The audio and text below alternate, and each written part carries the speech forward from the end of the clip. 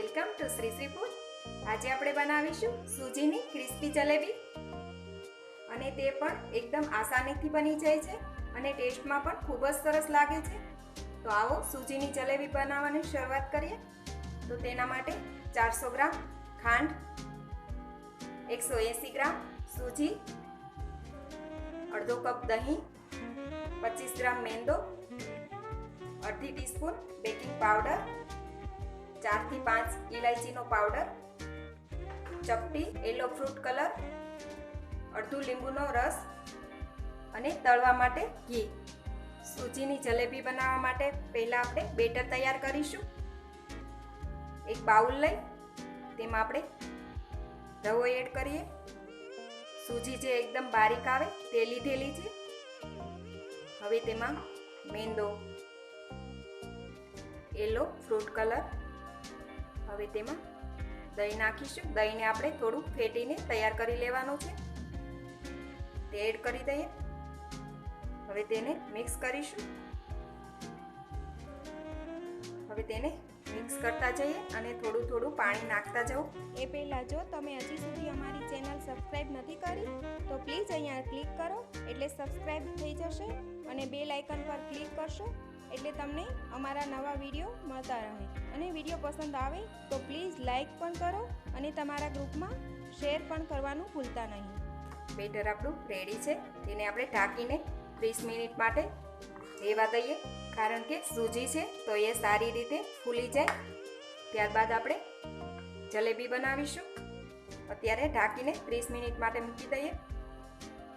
જ્યાં સુધી આપણું બેટર ફૂલીને તૈયાર થાય ત્યાં સુધીમાં આપણે જલેબી માટે છાશણી બનાવી લઈએ. એક તપેલી લઈ તેમાં આપણે ખાંડ નાખીશું અને ખાંડની અંદર આપણે 1.5 કપ પાણી નાખીએ. ખાંડ ઓગળે ત્યાં સુધી રહેવા દઈએ. થોડી થોડી વારે આપણે ચાસણીને આ રીતે હલાવતા રહીએ. ખાંડ પાણીમાં પૂરી રીતે ઓગળી ગઈ છે અને તેને મીડિયમ ગેસ ઉપર 4 થી 5 મિનિટ માટે વધારે ઉકાળી લેવાની. હવે આપણે એક વાટકી લઈ તેમાં ચેક કરી લઈએ. જલેબી માટે આપણે એક તારની ચાસણી જોશે. આ રીતે એકદમ પતલો તાર થાય એ રીતની ચાસણી આપણે બનાવીને તૈયાર કરીશું. તો તૈયાર છે. ગેસ બંધ કરી દઈએ. હવે તેમાં ઇલાયચી પાવડર, હવે તેમાં 1 ચમચી લીંબુનો રસ નાખીશું. લીંબુનો રસ નાખવાથી આપણી ચાસણી જામતી નથી. તો ચાસણી તૈયાર છે. તેને ઉતારી એક સ્ટેન્ડ પર મૂકી દઈએ. હવે 30 મિનિટ થઈ ગઈ છે. આપણું બેટર પણ સરસ ફૂલીને તૈયાર થઈ ગયું છે. બેટર આપણું ઘટ છે. જલેબી માટે બેટર થોડું ઘટ જ જોશે. હવે તેમાં અડધી ટીસ્પૂન બેકિંગ પાવડર એડ કરી દઈએ અને તેને સારી રીતે મિક્સ કરી લઈએ. તો બેટર આપણું તૈયાર છે. તેને આપણે એક સોસની બોટલ લીધેલી છે તેમાં ભરીશું. ઘી પણ આપણે ગરમ થવા મૂકી દઈએ.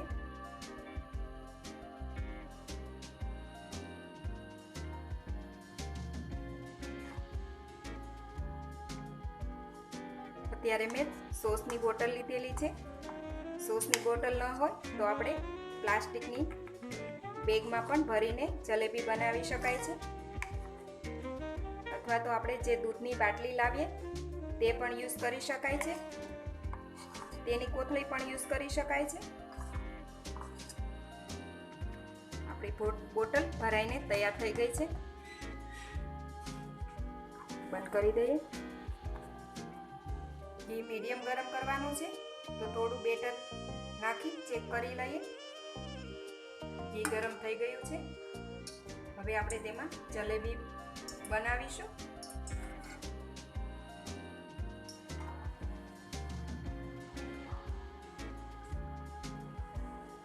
કઢાઈમાં જેટલી આવી જાય એટલી જ બનાવી લઈએ.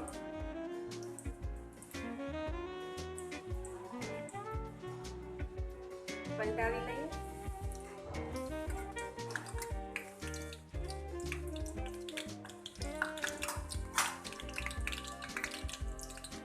ગેસની ફ્લેમ મીડિયમ રાખવાની છે.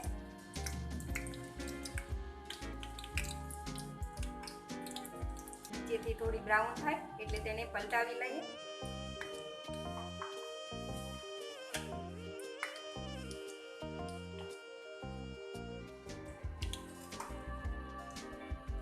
જલેબી સરસ ગોલ્ડન બ્રાઉન થઈ ગઈ છે, તેને નીકાળી લઈએ. આ રીતે જારામાં નીકાળીએ જેથી તેમાંથી ઘી બહાર આવી જાય. આ જલેબી આપણે ચાસણીમાં નાખીએ અને તેને આ રીતે ડુબાડી દઈએ. ત્યાં સુધીમાં આપણે બીજી જલેબી પણ બનાવીને તૈયાર કરીએ.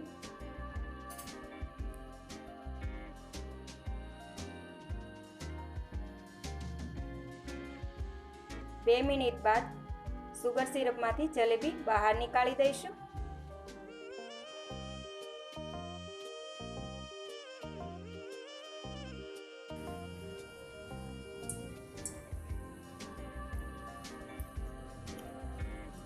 આ જલેબી પણ આપણે ચાસણીમાં નાખી દઈએ. તો આ રીતે ગરમા ગરમ જલેબીને સુગર સિરપમાં ડીપ કરતા જઈશું. તો આ જ રીતે આપણે બધી જ જલેબી તૈયાર કરી લઈશું. તો તૈયાર છે આપણી સૂજીની જલેબી. તેને આપણે ગરમા ગરમ સર્વ કરવી જોઈએ અને આ જલેબી ગરમા ગરમ ખાવાનો એક અનેરો જ આનંદ છે. અથવા તો તમે 1 થી 2 દિવસ માટે તેને રાખી પણ શકો છો, તો પણ તે એકદમ સ્વાદિષ્ટ લાગે છે. તો આ જલેબી બનાવવાની ખૂબ આસાન રીત છે અને તે ફટાફટ બની પણ જાય છે. તો તમે ઘરે જરૂરથી બનાવજો અને તમારા એક્સપિરિયન્સ શેર કરજો. તો ફરી મળીશું એક નવી રેસીપી સાથે.